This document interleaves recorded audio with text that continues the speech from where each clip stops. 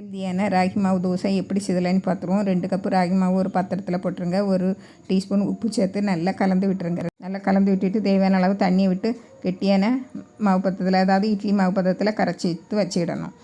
இப்போ அடுப்பில் கடாயை வச்சு காஞ்சதும் 1 டீஸ்பூன் எண்ணெய் விடுங்க. எண்ணெய் காஞ்சதும் கடுகு ஜீரகம் போட்டு நல்லா பொரிஞ்சதும் ஒரு பெரிய வெங்காயத்தை பொடியை கட் பண்ணி போட்டுருங்க. நல்லா பொடியை கட் பண்ணி போடணும். இப்போ 1/4 டீஸ்பூன் பெருங்காயத்தூளும் போட்டு நல்லா வதக்கி வந்த உடனே கருவேப்பிலை 2 பச்சை மிளகாயை பொடியை கட் பண்ணி போட்டுருங்க. போட்டு வதக்கிக்கிட்டு இஞ்சி ஒரு பெரிய துண்டு இஞ்சியும் இடித்து போட்டு நல்லா வதக்கி விட்டுருங்க.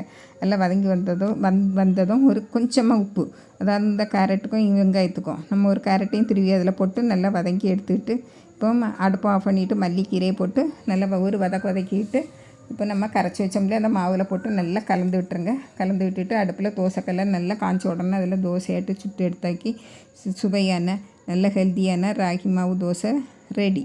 இதை நைட்டு டின்னருக்கும் பிரேக்ஃபாஸ்ட்டுக்கும் செய்து சாப்பிடலாம்.